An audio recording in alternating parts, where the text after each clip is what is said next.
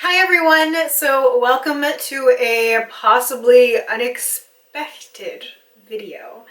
I am starting a 1-year replacement only no buy.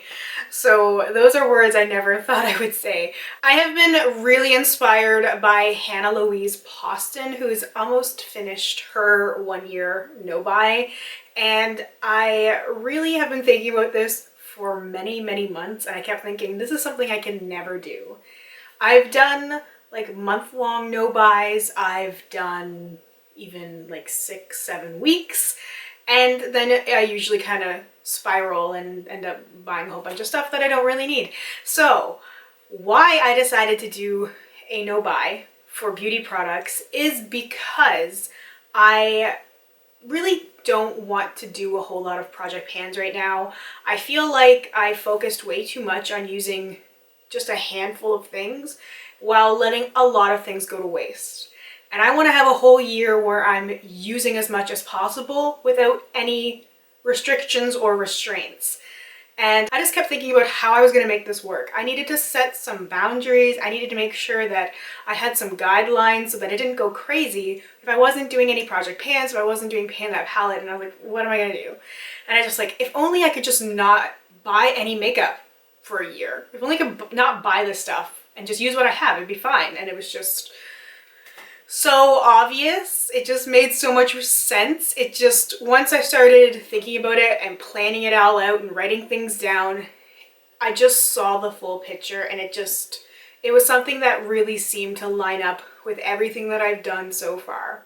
So it's very simple. I decided to start November 1st instead of starting it in January because I feel like I get caught up in that cycle sometimes of like waiting until like January 1st, New Year's resolutions, and it kind of starts off well and then sort of trickles off, and I felt like I have the motivation now. I actually had the motivation a few weeks ago, but I decided just to make it easier, I just start at the beginning of a month, and November was the next one, so it's just gonna go November till November. It's a replacement only no buy, so it's not like I'm buying nothing.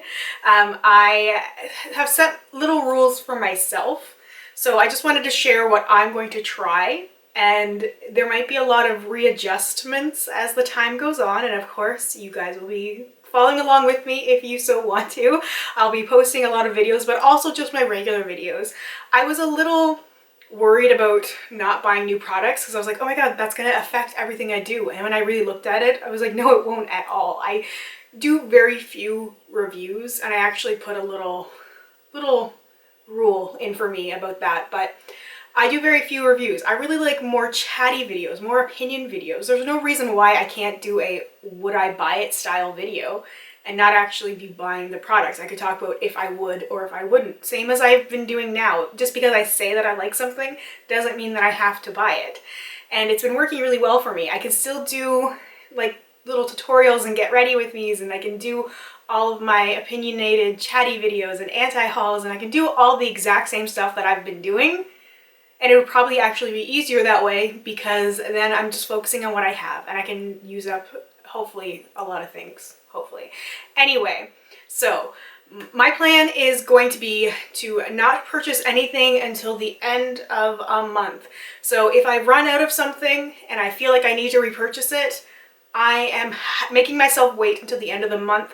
That way I can look at everything I might possibly need to repurchase and really make smart choices. So I'm not narrowing down or planning to narrow down to just like one specific thing. I have a few different foundations, for example. I'm not going to have just one ever. I like to have a few different finishes. So I will not be repurchasing something that's the same as what I already have. So I have like a lot of matte foundations for now, for example, and I will not purchase another matte foundation until I have none left. That is the plan anyway. So I think it might work that way for me so that I'm not just limited, because if I ran out of like my favorite lightweight foundation and I had nothing else like it. Everything else was like fuller coverage. It doesn't make sense to punish myself, basically. So we're gonna see how this goes, but that is just my general plan right now.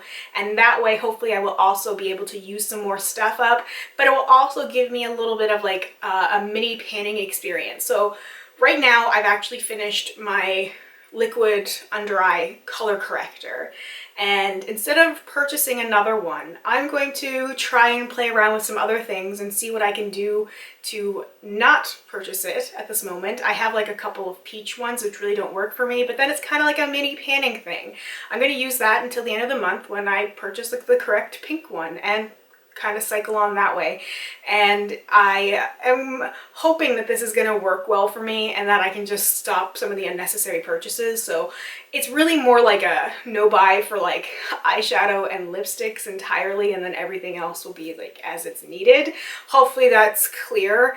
I've been trying to make sure that it was pretty clear for me, but it might be a little convoluted for other people. If you want to do your own no buy or low buy, or take 1 month off from shopping or whatever, set your own rules. Don't follow by somebody else, because it will not work that way. I've done that so many times, trying to do what other people do, what other people made work for them, which never worked for me. So I'm just trying to completely make something that works for me. So I mentioned before I have a little rule about reviewing, so I'm going to allow myself a couple of purchases for the entire year that would be strictly about reviewing, talking about the product.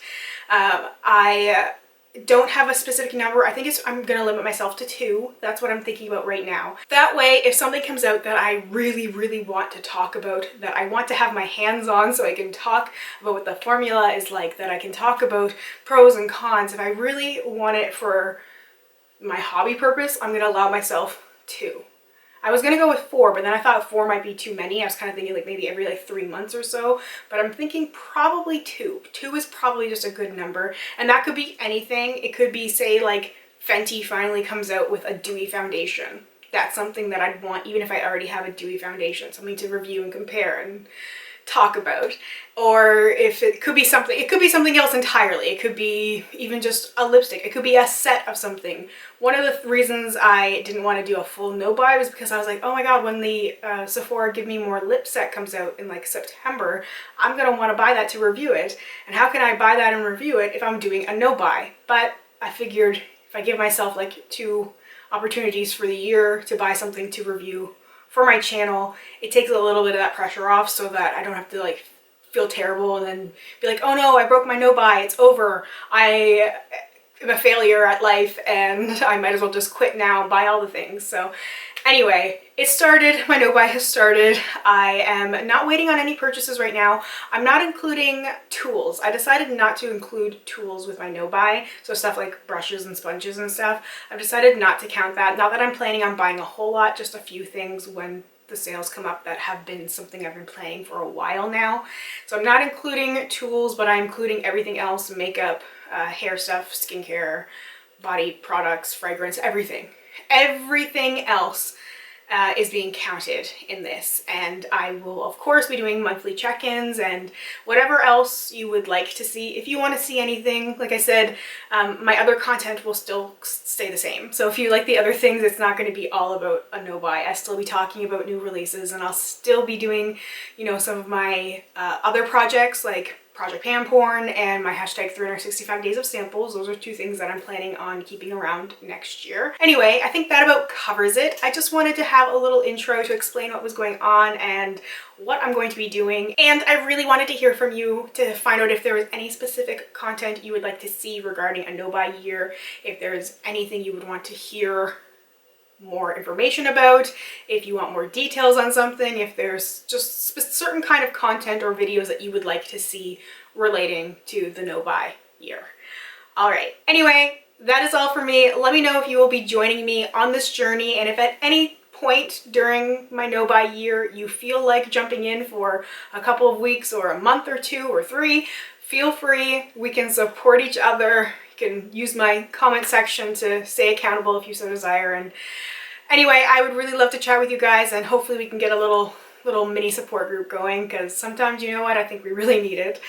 Anyway, just rambling at this point. Thank you for watching, and I hope we get a chance to chat soon. Bye for now.